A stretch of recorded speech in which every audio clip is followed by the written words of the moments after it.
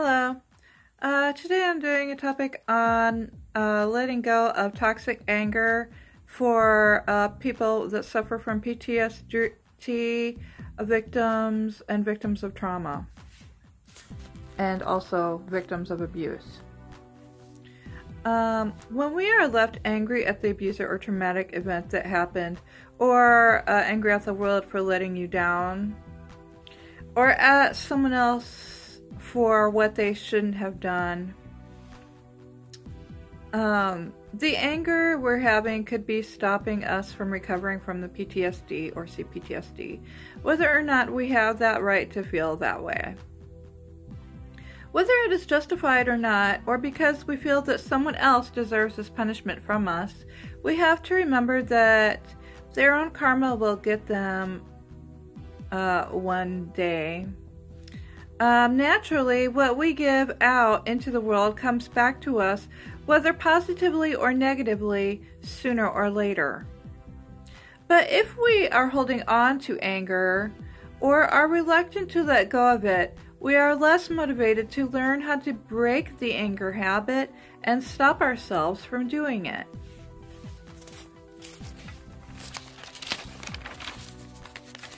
I think we have to remember some feelings of anger are going to come up, and they are needed when we are standing up to things or people that might be harming or controlling us.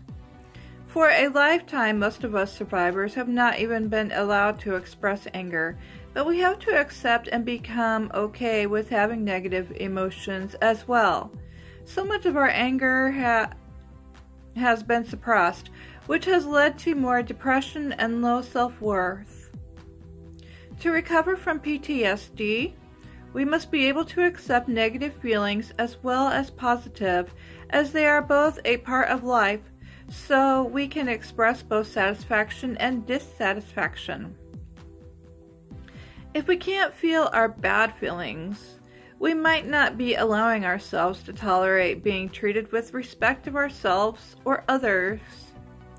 But we have to remember that it is very important that we do not have to express anger to express dissatisfaction or negative feelings. Anger is usually a reaction to an emotional experience. It is more of a strategy for dealing with experiences like frustration or a thwarted need. Assertiveness is needed here, and expressing the dissatisfaction in terms of distress, with statements like I'm upset, I'm frustrated, or my feelings are hurt, which focuses on your thoughts and conversation on solving the problem rather than on the person who is the source of the problem. Also expressing our wants and needs in a more direct, assertive yet non-aggressive manner. A big problem with the expression of anger is that expressing it usually escalates conflicts and alienates the person who is the target of the anger. And if you're dealing with a narcissist or cluster B type individual, they are more apt to turn it around on you and make you look like you're the bad guy for being angry. Anger will also fizzle a person's energy quicker. Excessive chronic anger can eventually even hurt our own physical health. These are some letting go exercises that help us increase our motivation to gain control over our emotions to help let go of the anger. This helps increase awareness and understanding of why too much anger can be toxic. And I'm going to read these now.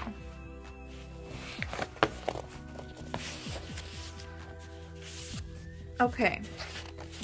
Number 1. If you get angry about what someone else did for or continues to do, that person is still controlling your feelings. That is, they are still able to make you feel bad. Do you want this person to be able to control how you feel? Number 2. Anger and resentment do more damage to the container in which they are stored than to the object on which they are poured. What do you believe about the statement, and how is it relevant for you? Number 3.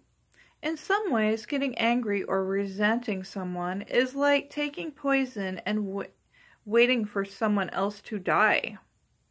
What do you believe about this statement, and how is it relevant to you? Number 4, to forgive means to pardon. To pardon means to release from punishment. If you pardon a guilty person, it does not excuse the person for his crimes or suggest they did not occur. It only means that continued punishment is not worth the energy and cost that would be required. Would you want to spend the rest of your life as your ex-partner's jailer or warden? What kind of life would that be? Number 5, would you put spending time being angry on your daily to-do list? Will getting angry improve your day or improve your future? If it's only going to make you feel worse, you need to take it off of your to-do list. If getting angry is not going to improve your day, getting angry is not in your best interest.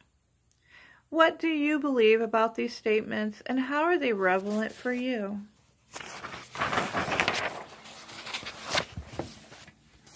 Number 6, letting go of anger simply involves a decision. Anger requires rumination. Anger requires a memory or thought about unfair treatment, often accompanied by thoughts of wanting to hurt someone or see them suffer. In other words, anger is a choice or decision to continue ruminating. And because it's a choice, your anger is controllable. You can choose to stop being angry. If you make a decision to stop ruminating or obsessing about unfairness, you will start breaking the anger habit. Change the subject. It doesn't belong in your head. What do you believe about these statements, and how are they relevant for you? Number 7, immediately after asking why you or a loved one have been treated unfairly, you should ask yourself a second question, a what question. What am I going to do about it?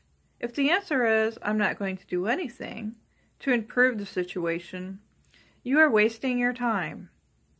You need to make a decision to change the subject and stop ruminating or obsessing in a way that just makes you feel bad.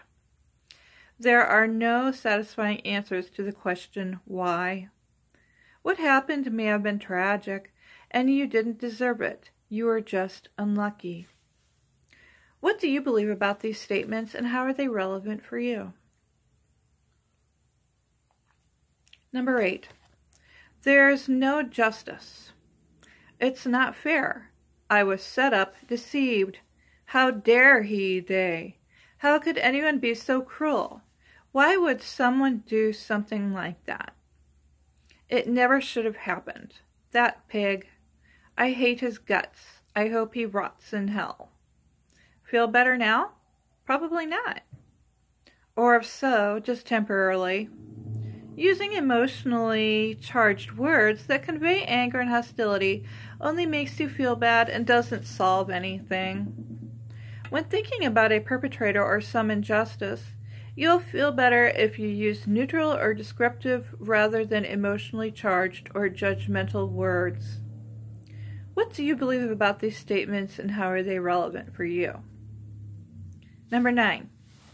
The next time you hear yourself saying or thinking, I'm angry, mad,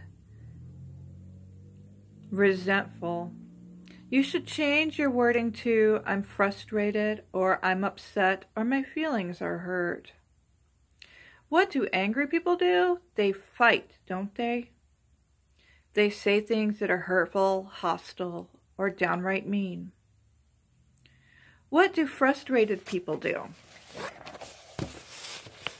They focus on the obstacle or problem that is the source of the frustration and that activates problem solving.